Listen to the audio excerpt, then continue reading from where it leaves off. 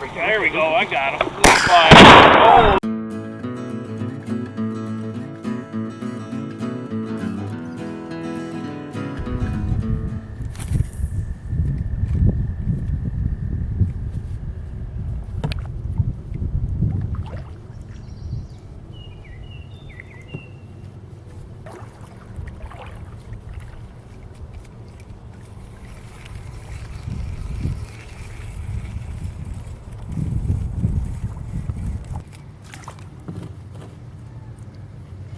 Pretty nice gill, a little better one. Good handful. It's about 7.5 incher there.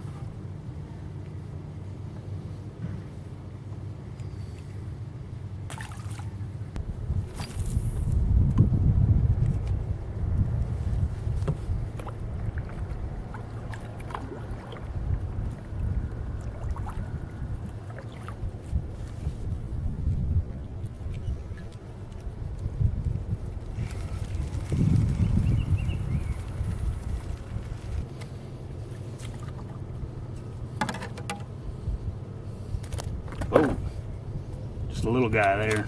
Jumped right off to me, barely even had it hooked.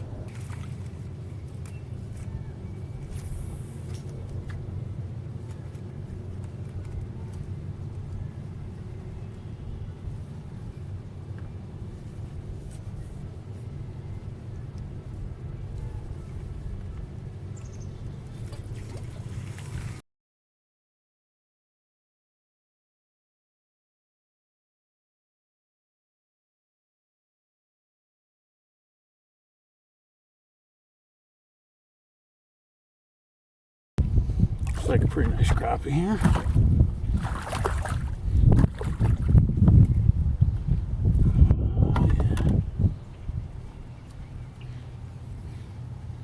It's a pretty nice one.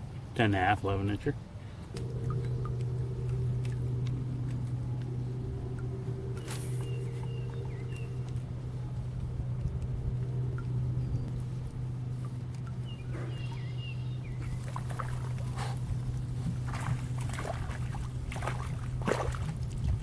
They got me a little crappie here. Black as could be.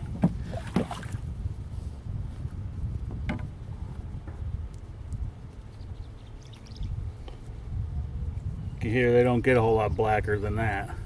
He's a little guy, but he's pretty. Today I'm using a Gulp Alive minnows, smelt color, 1-inch minnow. Works great, I use them a lot. I use the power wigglers too, they work quite a bit. 2 of them on a hook, or on a jig.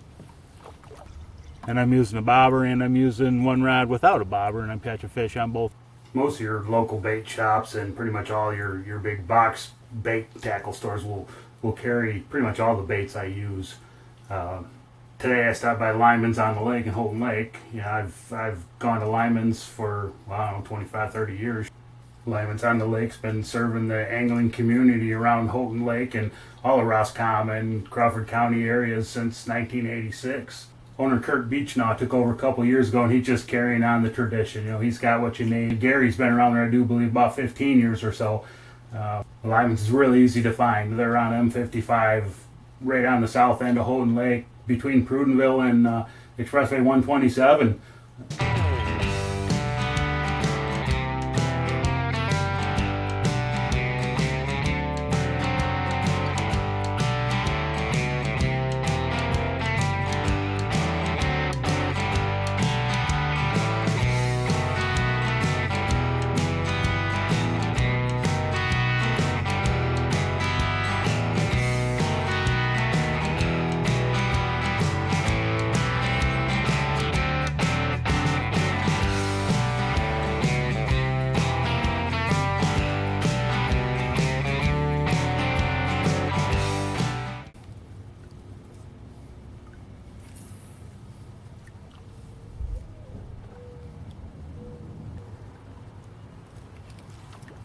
Go.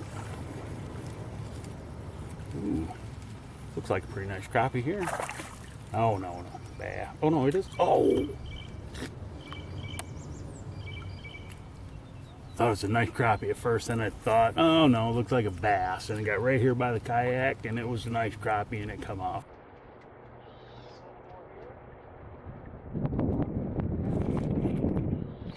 This feels like a good one. Pretty nice gill here.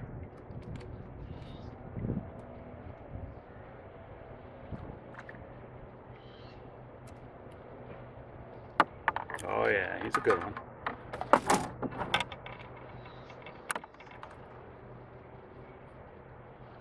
Real nice one.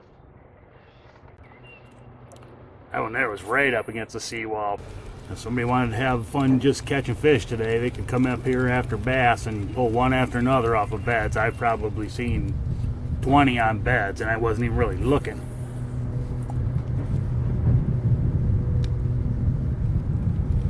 There we go.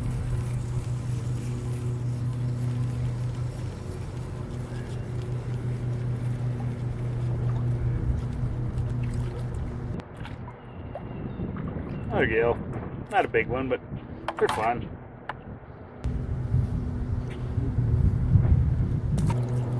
Oh, there we go. There we go.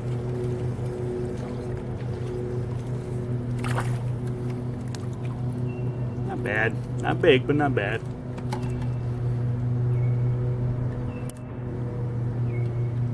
Decent little fish. Today I've used orange jig, a black jig, and now a white jig. The orange and the black did okay. They caught a few fish, but I've just recently switched to the white color, and I've been getting one after another after another.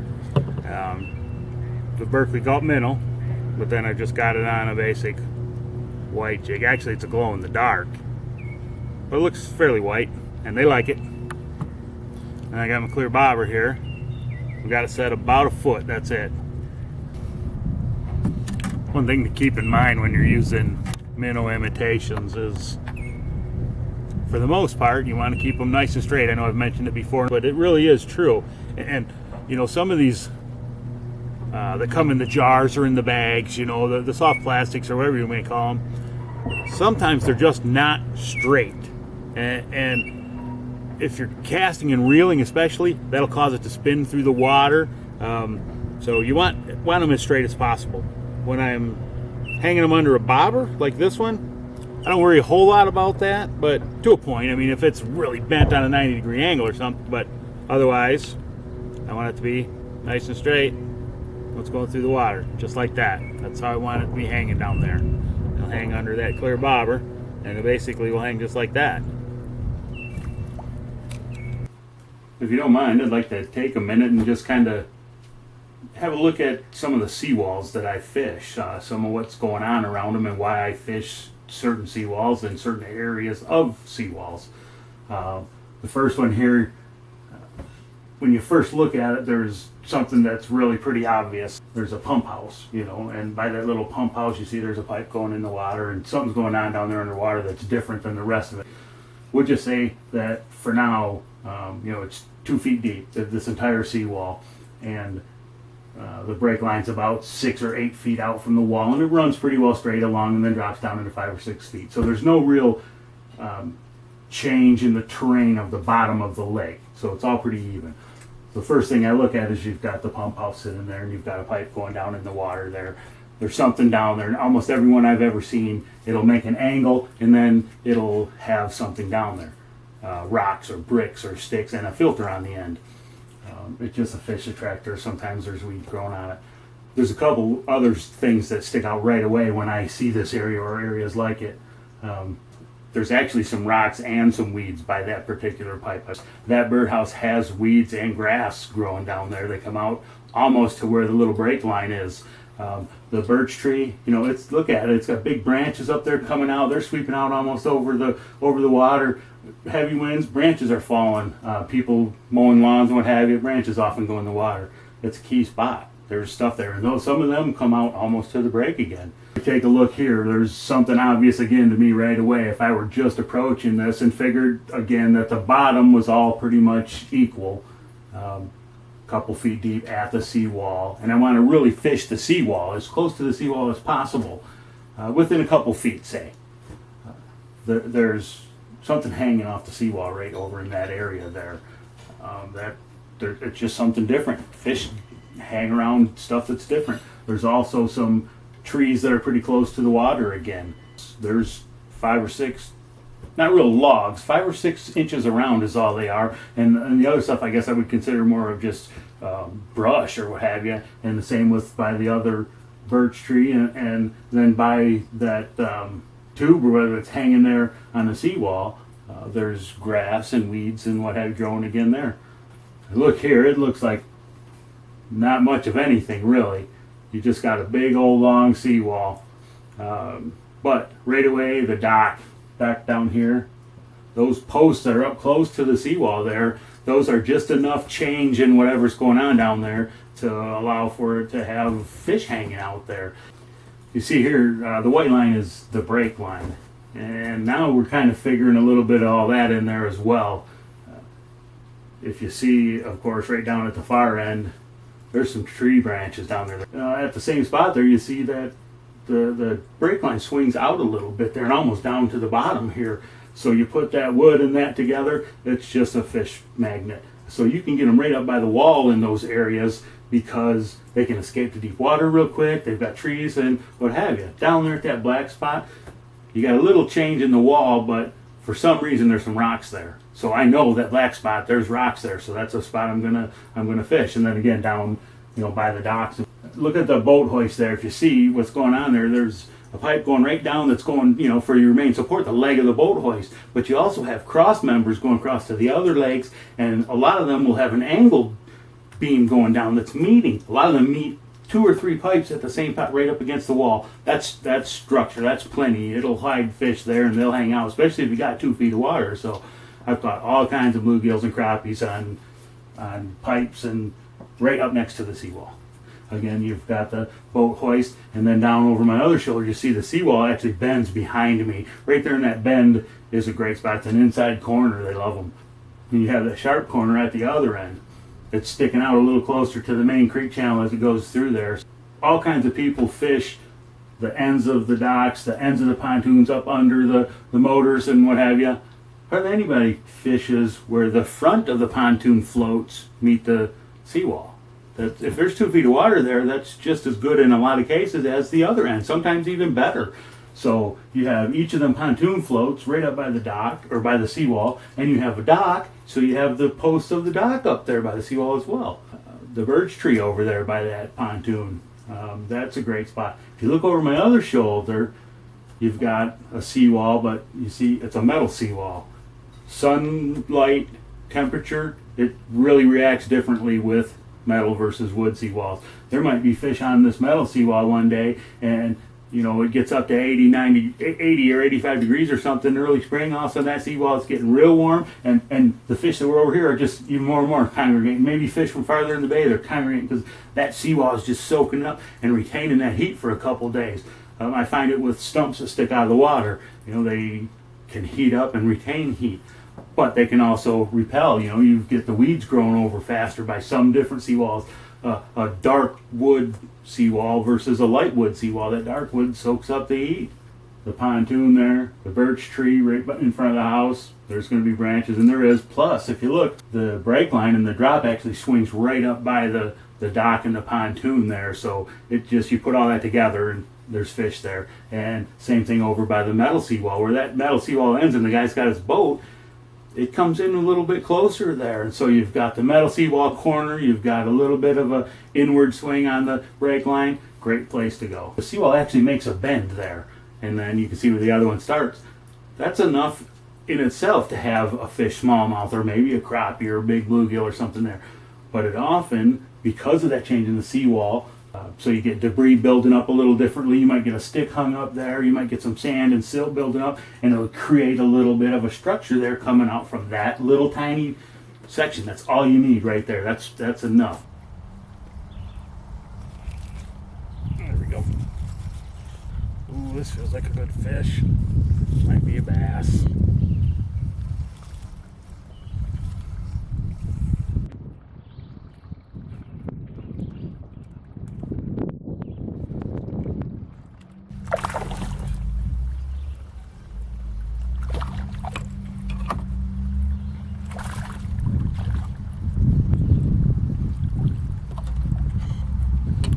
Lots of these in here right now.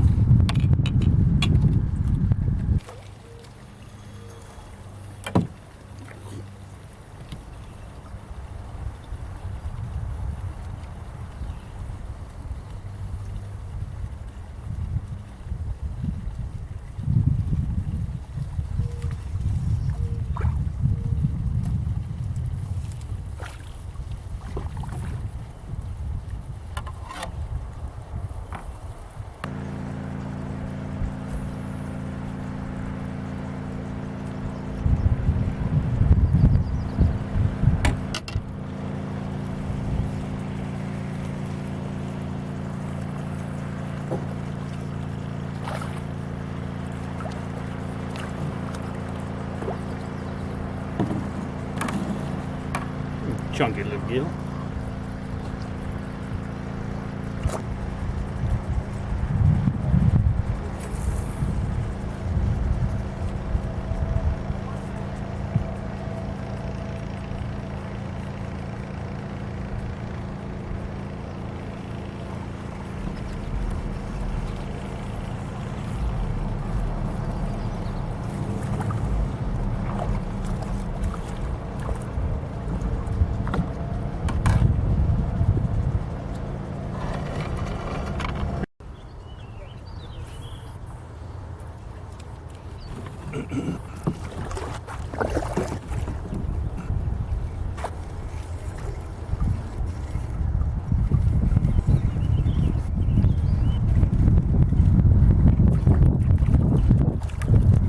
Pretty nice bluegill there.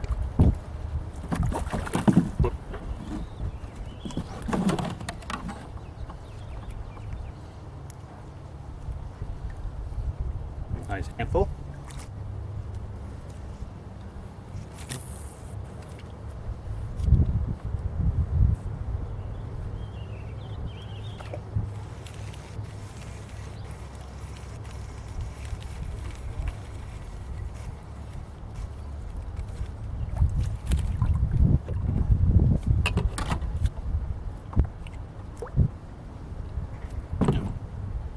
Gill.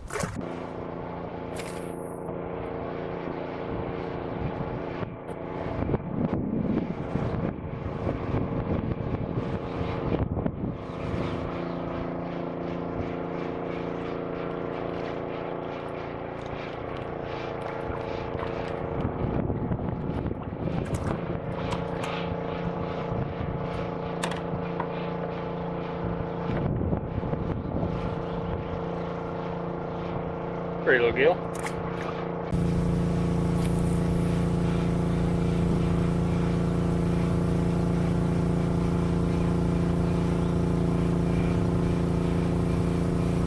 Ooh, this feels a little better.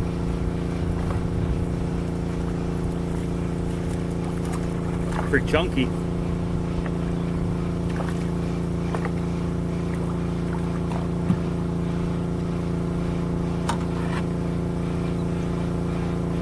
That's a real nice one.